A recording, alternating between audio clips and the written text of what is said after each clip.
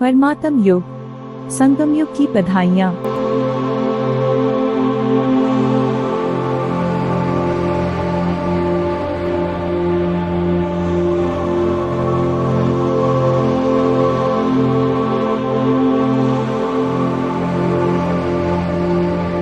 हमको ऐसा बनाने वाले परमपिता परमात्मा शिव पिता का दिल की गहराइयों से शुक्रिया। वाह हमारे बाबा वाह।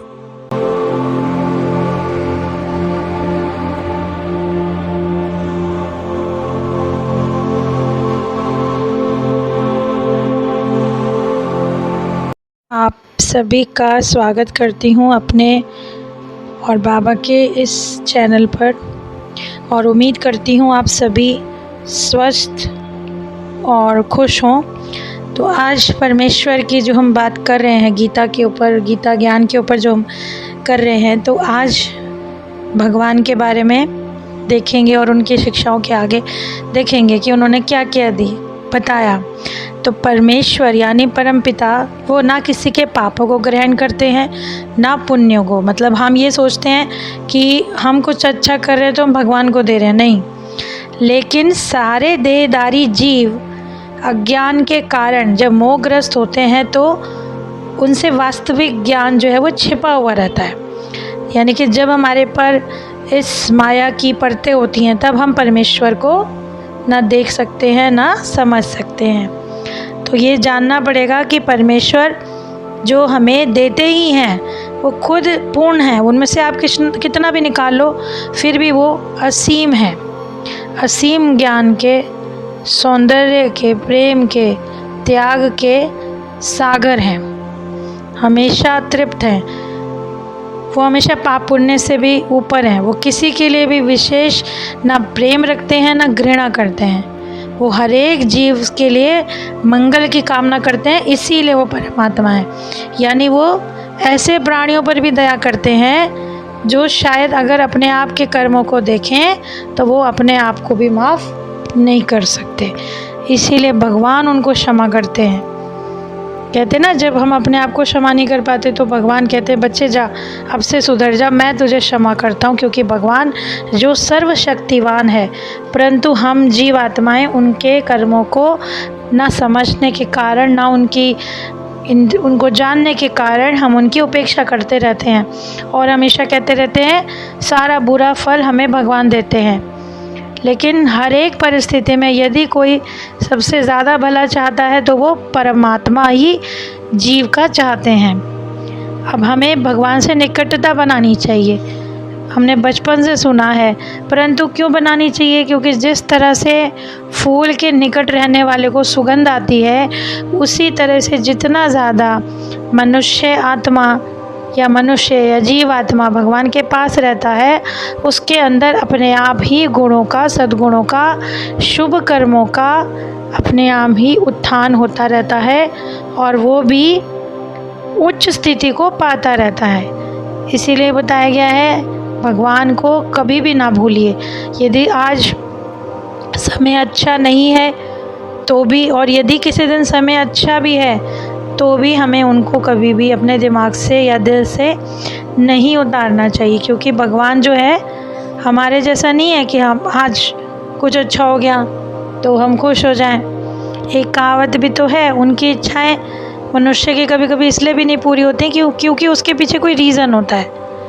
भगवान सोचते हैं कि इसको कुछ छोटा ना देकर सीधा कुछ अच्छे बड़े पुरस्कार दिए जाएं। इसीलिए तो भगवान को इतना लोग मानते हैं, क्योंकि सबको पता है कि वो हमारा हर हाल में अच्छा भला ही करेंगे।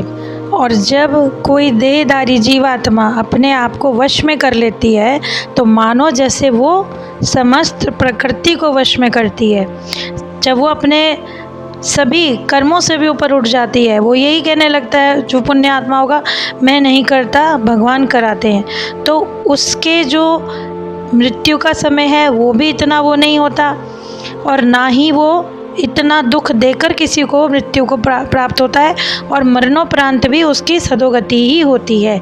इसीलिए कहते हैं पल पल सांस का भरोसा नहीं है। आज आ रही है अगली सांस का पता नहीं, और कहते भी तो हैं हम एक सांस लेते हैं एक छोड़ते हैं। इसीलिए यदि हमें भगवान को प्राप्त करना है तो अपने ये सारे विकर्मों को हमें छोड़ना ही पड़ेगा।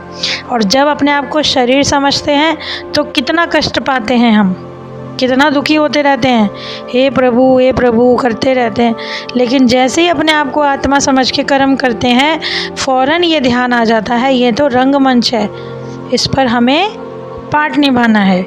इसीलिए शुद्ध मन से भगवान को जो हम कर्म फल दे देते हैं अपने, कि भगवान आप जानो, पता नहीं मैंने तो जो कर्म किए हैं आपकी इच्छा से किए हैं, या आपने जो मुझे जैसी प्रेरणा दी मैंने वैसे कर्म कर दिए, उस पर कभी कभी जो उससे कुछ पाप भी हो गए तो उन पापों का भी फल नहीं आता। इसीलिए कहा जाता है हर कर्म करने से पहले भगवान का नाम लो, भगवान की याद में कर्म करो और अपनी इंद्रियों को वश में रखो।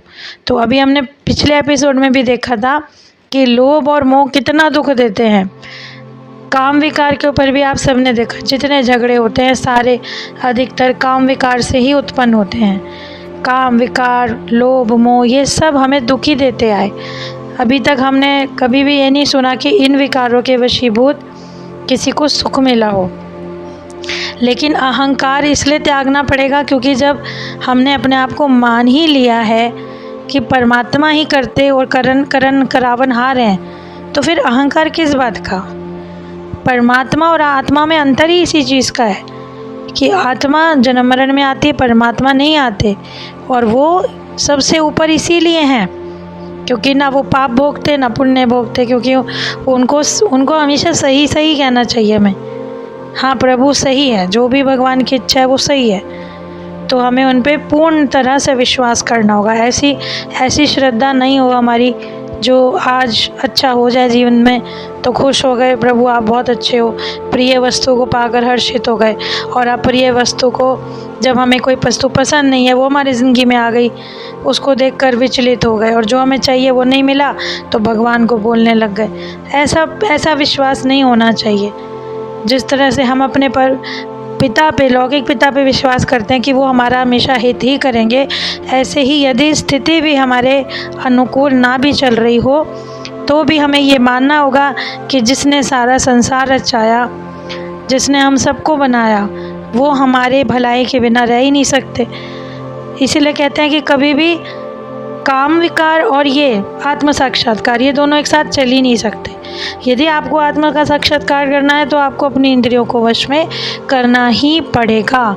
इसीलिए योगी मुनि आदि सब तपस्या करते थे। उनका ये रीज़न था कि वो इंद्रिय सुखों की तरफ उनका आकर्षण नहीं था, उनका आकर्षण परमात्मा की तरफ उठने लगा था। वो अपने विकारों को, अपने वेगों को रोकने की कोशिश करने के लिए पहाड़ों पर जाकर तप करते थे। परंतु अब तो भगवान ने कितना आसान कर दिया है कि आप अपने घर में रहकर भी कर्म करते हुए भी निरंतर योगी स्थिति में रह सकते हो। तो इसी तरह हम आगे भी देखेंगे क्यों लोगों में संशय उत्पन्न हो रहे हैं, लोग आत्म साक्षात्कार से दूर होते जा रहे हैं, और आगे भी हम जो मुक्ति को प्राप्त होने की जो विधियां हैं, ब्रह्म निर्वाण, उसको हम कैसे प्राप्त कर सकते हैं, कैसे पापों से मुक्त हो सकते हैं, ये हम आगे भी देखेंगे। तब तक आप बने रहिए। आप सबका शुक्रिया।